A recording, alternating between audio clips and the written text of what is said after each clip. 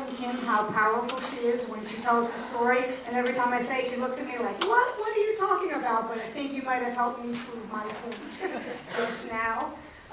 You heard, of course, so much from Kim of the specifics of the specific cruelties that Troy and his family endured, of the different ways in which power and authority are able to abuse those who are in their control, and that happens in so many different kinds of systems, including the criminal justice system. I want to make sure that we have a lot of time for questions and for discussion, but I just want to, at the very beginning of this, I talked about how the death penalty was in many ways, I see it as the sharp edge of a very broken system, but I want to unpack a little bit about what I mean by that, and I will try to go through this relatively quickly, because I do want to make sure we have a lot of time for discussion. But there's some statistics that surprised me, even though I've now been immersed in this issue since 2007. We hear about how the death penalty is relatively arbitrary, in the fact that there's, most people who are convicted of murder in this country, in fact, 98% of people who are convicted of murder in this country are not the ones who are selected to die. They're not slated for death. In fact, less than 2% of convicted murderers are the ones who are then selected to die. And so I began asking myself when I saw that statistic, well, what makes it those 2% that are slated to die? Is it because, as we're told, that these are the worst of the worst? Are these the people that committed the most heinous, the most awful, the most horrible crimes, and that's why they're in that 2%? And what I discovered in my investigations is that's not actually what determines who's in that 2% versus who's in that 98%. And the things that do determine it, I'm sure, are not going to be a huge surprise for anyone sitting in this room. I'm sure it's not a huge surprise for people to learn that race is one of the main factors of who goes into that 2%. And that race, broke it down in a couple different ways. Race of the perpetrator, or the accused, I should say. Race of the victim. Actually, race of the victim is a strong, there's a stronger corollary between race of the victim, even in race of the perpetrator, and race of the jurors. So all those, all race of almost every participant in the process determines who goes into that 2%. It's very interesting. This quote is very interesting to me, partly because it is a U.S. government quote from the General Accounting Office, where they were looking at how the race of the victim influenced the likelihood of being charged with receiving the death penalty, and how much more likely it was if the victim was white. Regardless of whether the accused, what the races of the accused was, if the victim was white, the accused was much more likely to be sent to death row than if the murder victim was of color. And that there's been study after study with using different data sets, different types of analysis, all different states, but that finding has remained very true. This quote comes from a landmark case called McCluskey versus Kemp, which was actually a case in the state of Georgia. Warren McCluskey was actually on death row with Troy, and his lawyers during the final stages of his appeals, his lawyers had used a groundbreaking study that a man named David Bldg did, which looked at I think 2,000 different murder cases in the state of Georgia. And broke down, even when controlling for every other factor, showed how inherent race was in sentencing.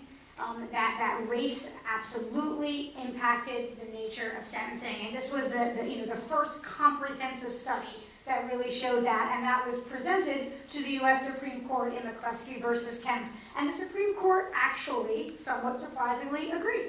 And in the decision they handed down, they said, apparent disparities in sentencing, well, what I wish they had said was apparent disparities in sentencing are a part of our criminal justice system, and I wish that they would have said, and therefore we need to overturn it, and we need to re-examine it, and we need to fix it. But no, they called it inevitable, meaning, gosh, it's just going to be there no matter what. And it would be, and in another part of the ruling, I think they used the word, I think they said it would be too disruptive. The word disruptive was used. Doing something about it would just disrupt the system too much. We can't be disruptive. we'll just have to accept that racial discrepancies in sentencing is inevitable. So it's been acknowledged. It's been acknowledged by the highest judicial bodies in our country, and it's also been said that we can't do anything about it, which of course I think is something we need to challenge and change in many different ways. Poverty, of course, plays a huge role in who gets into that 2%. In the U.S. Supreme Court building, there's a nice slogan about equal justice under the law, that all of us are supposed to be, get access to the same justice system. Of course, we know, I think we all know this, that we get the justice that we can pay for. And that whether or not someone has a high-paid private lawyer who can hire a fleet of investigators, or whether or not someone has a public defendant who might be incompetent or inadequate, or might be very competent and very adequate, but like what Kim was saying with the Georgia Resource Center, be one of 3 lawyers trying to deal with 100 different cases with no resources to investigate, no resources to properly defend their clients, stacked up against all of the resources of the district attorney's office. So race, poverty, those are 2 of the big factors that determine who gets slated for death and who doesn't. Also, let me, Jen talked about, the attorneys, and I forgot to mention, 2 of my brother's attorneys, actually, after my brother was convicted and got sentenced to death, 2 of his attorneys actually became Superior Court judges in the county that we live in. And like they said, down south is the good old boy buddy system, good old boy buddy system. But 2 of his attorneys actually became Superior Court judges. And I can remember one of his attorneys, Attorney Nancy Askew, on one day that we were actually going for a hearing, this was just before my brother had gotten his death sentence, this attorney actually came to court intoxicated. She came to court intoxicated, and it was just nothing done. A lot of this stuff that even with the witnesses that came back and recanted their statements, even before when there was still time for my brother's current lawyers to look into the case, to do stuff about it, my brother actually presented this information to them, but once again, they did nothing about it. The only thing they did was actually take my mother's money, because the home that we actually still have that home. We had actually been in that home for 43 years, and my mother actually had to take a second mortgage out on that home just in order to get those lawyers to represent my brother, and that was a mortgage of over $200-something thousand.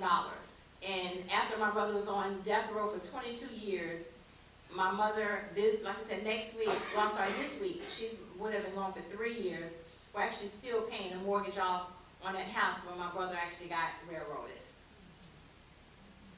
So yeah, whether or not you're born into a family where you have all the means, or whether you have to scrape and struggle and take a second mortgage out on your home just to be able to get your lawyer to even go and visit his client at all, plays a big role on who ends up in death row.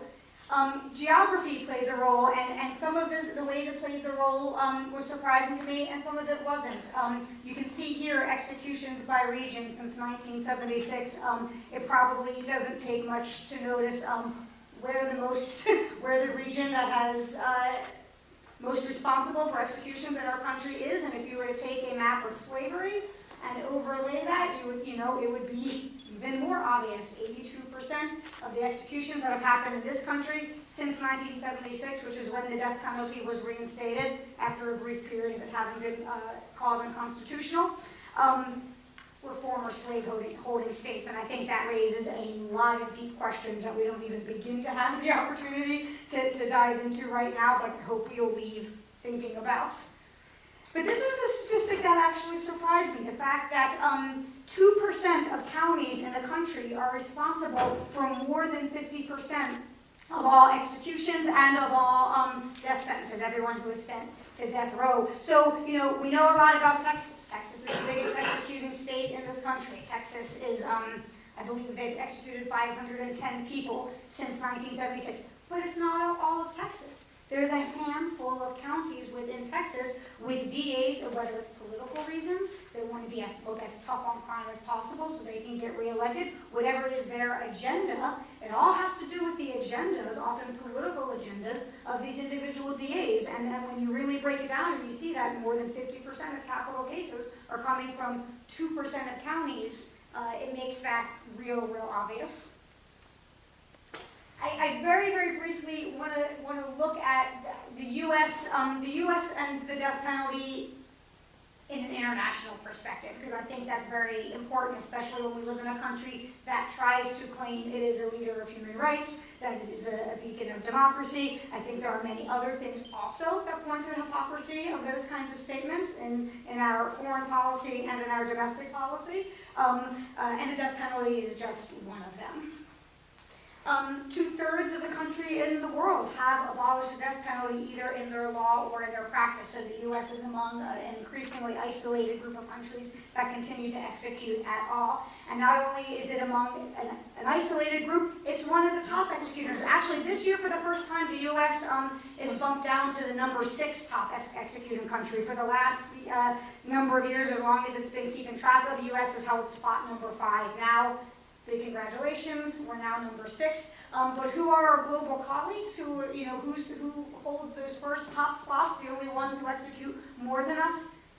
You can see right there, China, Iran, this was 2013, Iraq, North Korea, Saudi Arabia. So those are our global colleagues when it comes to the death penalty. Up until 2005, it was legal in the U.S. to execute someone for a crime that they committed as a minor, as a child, as a juvenile. You can see that 9 out of 15 executions of children offenders between the years 1997 and 2001 happened here in the U.S. It was less than 10 years ago that the U.S. Supreme Court declared it unconstitutional to execute someone for a crime they committed while they were still a child. I find that shocking. And of course, innocence is one of the I guess that's almost the lowest hanging fruit you can say when you're talking about the death penalty in terms of why it should so clearly be outlawed. And you saw the quote from Freddie Lee Pitts that we had up there at the beginning. He was exonerated from death row, and he said you can ultimately release an innocent man from prison. You can never release an innocent man from the grave. 144 people narrowly missed being executed before they were exonerated from death row. Of course, there are far more wrongfully convicted people when we're looking at the whole prison system and not just death row.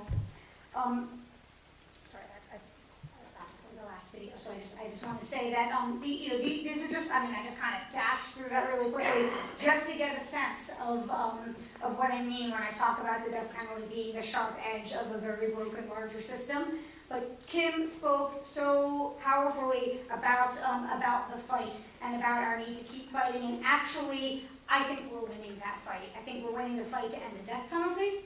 And in this state as well, as we know about Inslee's moratorium, and I think we're starting finally to create the conversations and the shift in looking at our criminal justice system as a whole and incarceration as a whole.